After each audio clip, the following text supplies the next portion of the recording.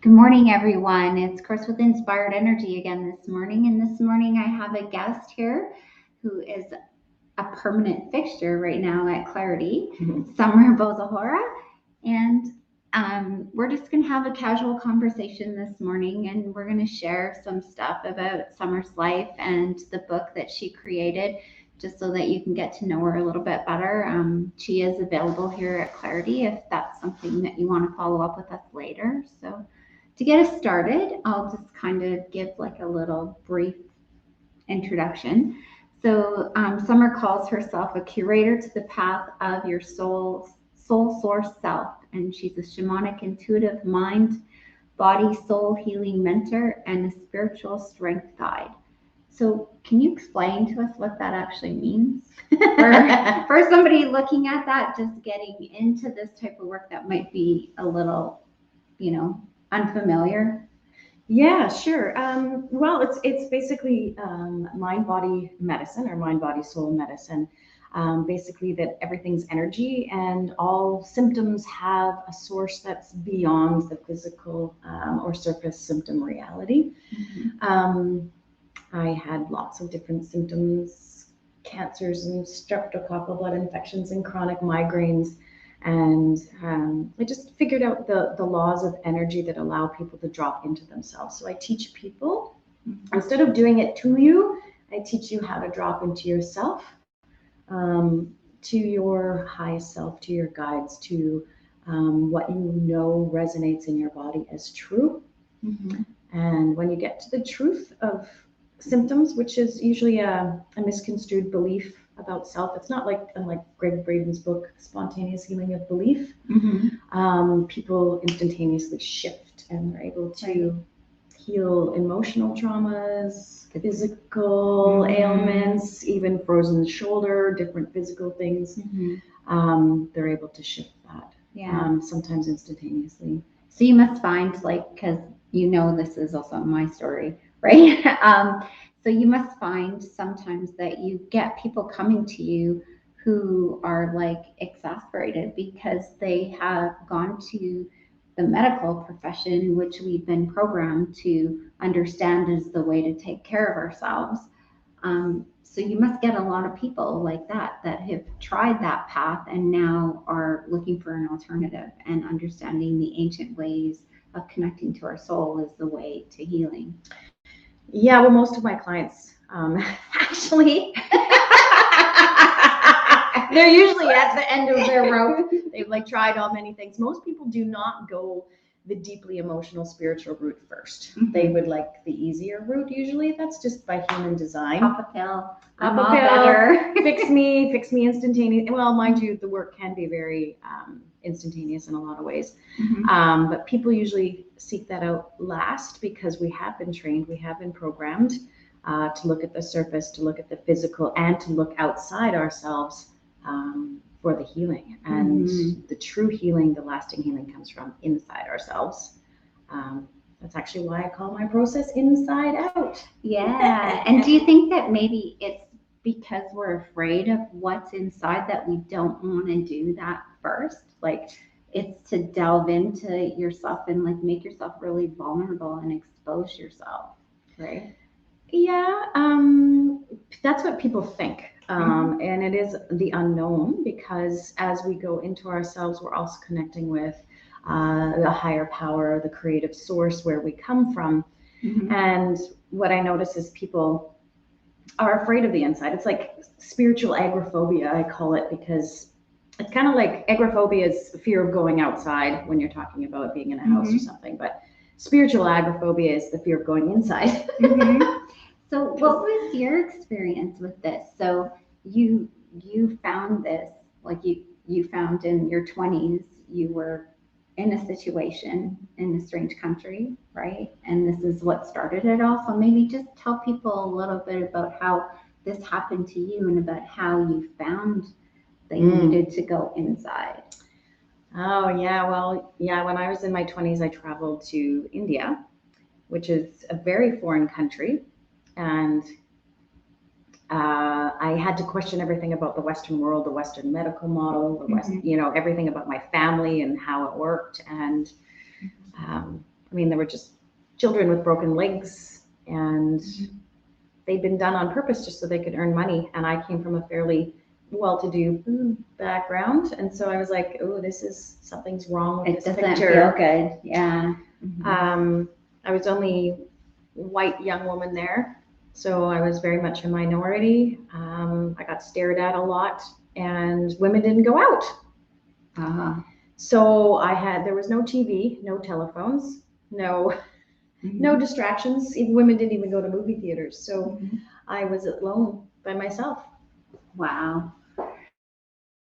So that's how you ended up going inside, because you were alone by yourself? I was alone by myself and had nothing on the outside to keep anything from source to repress any of it. And so things just started to come up, and I would take bus rides around India, and I would, you know what, our access and everybody's access to their soul source self, to who they are on a soul level, a universal level, is actually really easy to access. Then why are we all there?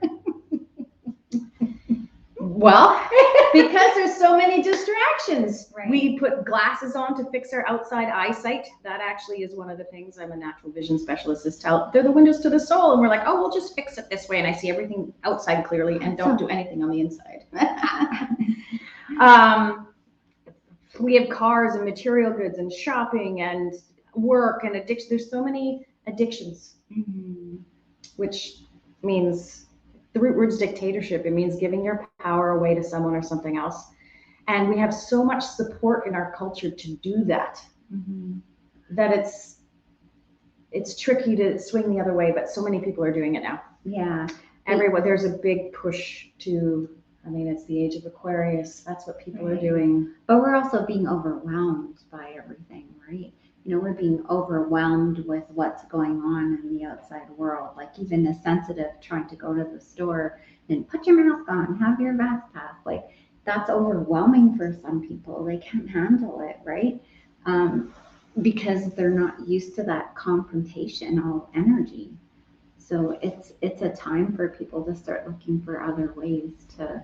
It's a great time for that. Yeah. I was born for this time. We all chose to be here. Yeah, we chose to be here. It's good in a lot of ways because I call it the transformation threshold. So everything that's on the surface, our jobs, our lives, our roles in our families, our persona, our gender, whatever, is on the surface reality, which is always static. So nothing moves in that realm. We have to go to what I call the quantum realm or the wave function, where everything's open and we have access to that. It's like more the function of our right brain. And when we jump into that space, it's easier when we're overwhelmed. It takes us to a threshold of being because we're overwhelmed. We can't function in that day-to-day mundane world. We drop into the spirit realm, into unconditional love, into what you might call heaven or access to the co-creator. It's there. It's always been there. We can remember it. We don't have to learn to be there. We remember it. Yeah. And all of this is doing is forcing us to our true spirit, our true soul, our true values, and to realign with them. Yeah. And it feels scary. It feels overwhelming. It feels terrifying to go through it. Because I think a lot of people are feeling alone, and because we are tribal creatures, we like community, we like to be together, but it's that journey that only you can take. You can have somebody sit beside you and hold your hand, but really you're responsible and you're the only one that can go inside, right? Yeah, that's the most terrifying thing, is like, oh wow, I need to show up. I need to be here on this planet, and only then do I truly connect to other people and create the community and the connection that I desire. Because if you're not connected to yourself, there's no way you can connect to anything else. But we're building a new world where we are going to be. We're going to be manifesting what it is we choose to be in, how we choose to be, how we choose to interact with each other, how we choose to do our day-to-day lives, right? Yeah. It's a wonderful thing that you've started to. So you're in India, you're going through all of this, and then when did the physical and those kinds of symptoms start? When you got back or while you were there? It's a mixture, because when I was a kid, I had chronic eczema all over my body. I had migraines as well for quite a long time. Like I'd be in so much pain, I would scream, and medications didn't help. And my whole left side of my body would be numb for 3 days until I threw up. Nice. Yeah, it was awful. So in India, when I chose to come home, because all of these emotions and different things were starting to arise in my memories. I was sexually molested when I was 3, that I had forgotten and repressed, and just the way my family was and the energetics of it, and the sort of the distorted energetic things, the dysfunction. Dysfunctional, yeah. When I came home, it just all started coming up. And it came through the surface of my skin. I started having eczema, and on the way home, I just remember I was like scratching. In fact, it was this arm. Yeah. I still have a scar there. And I started bleeding, and I created a streptococcal blood infection for myself with these big, gigantic boils. Oh, yuck. It was pretty gross.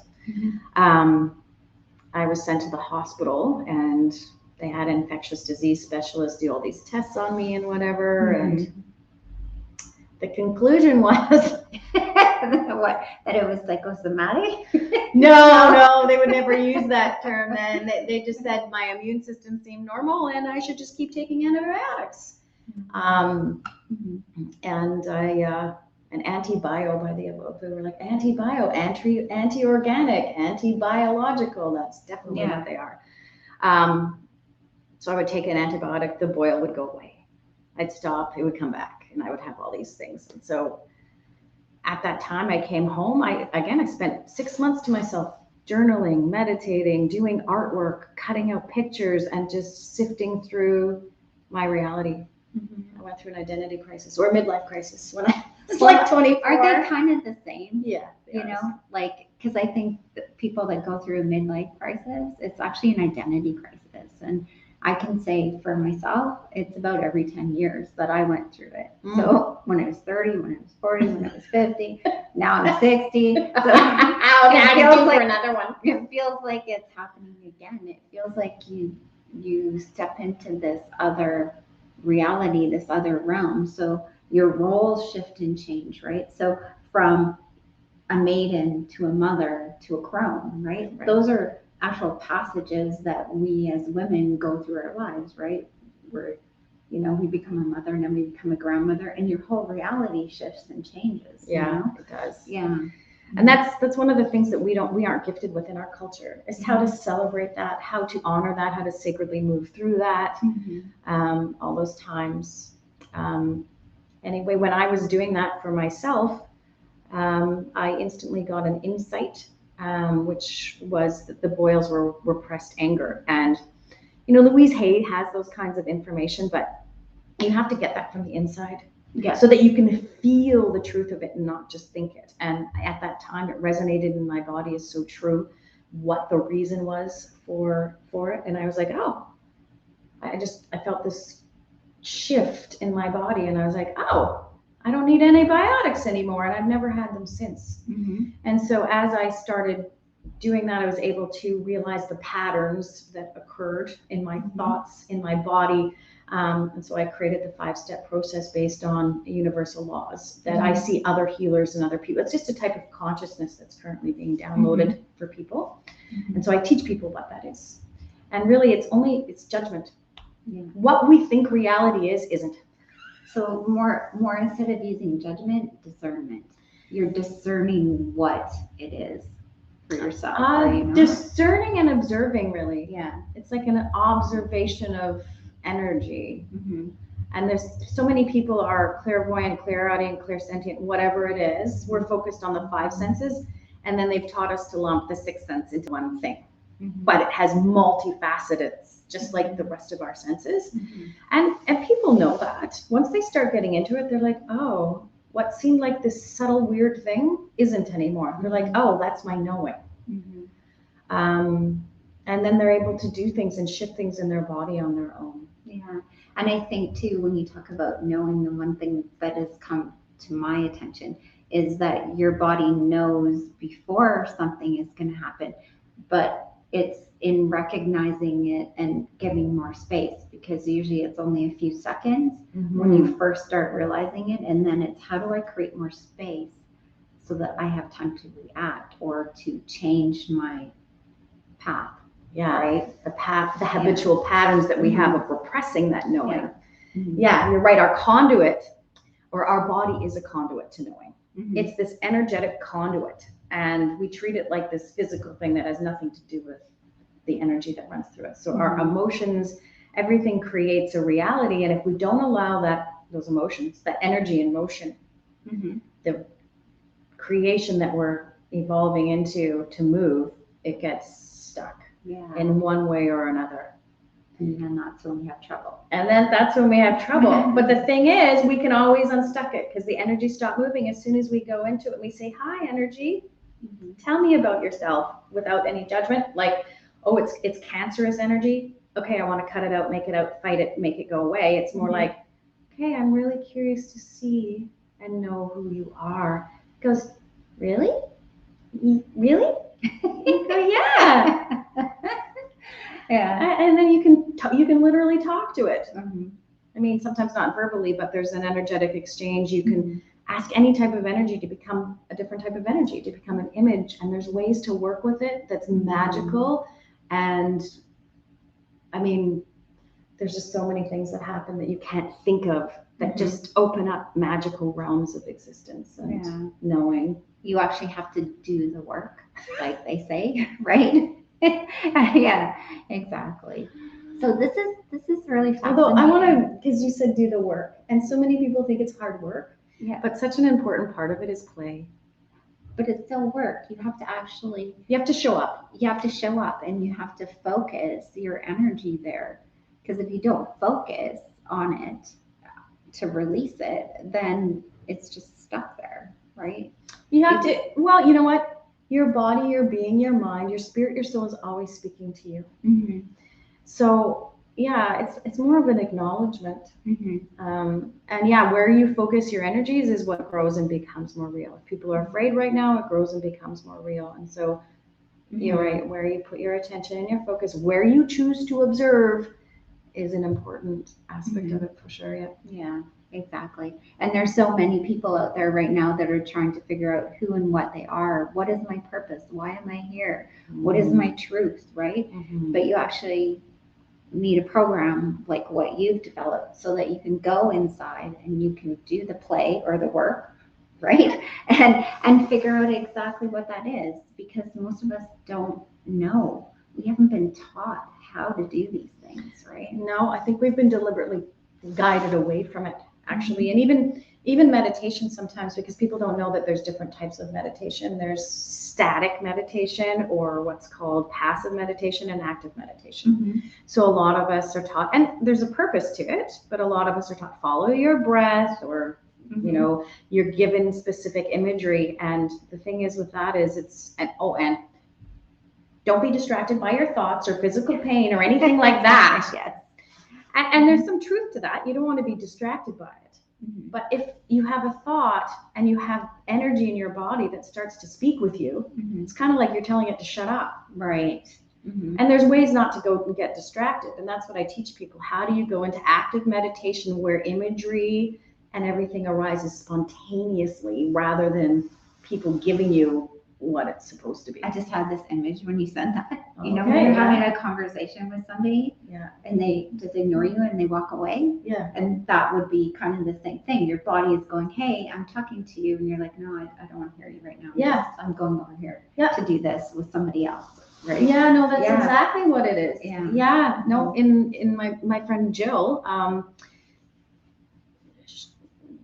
she was addicted to a few things, but she healed herself in a beautiful way. Mhm. Stories in her book, but she talked about she literally heard a voice one day say, "You'll become an alcoholic, and this is where you're going." And she said something. She's like, it was like an audible voice. Mhm. Yeah. And she went, "I've got stuff to do." Yeah.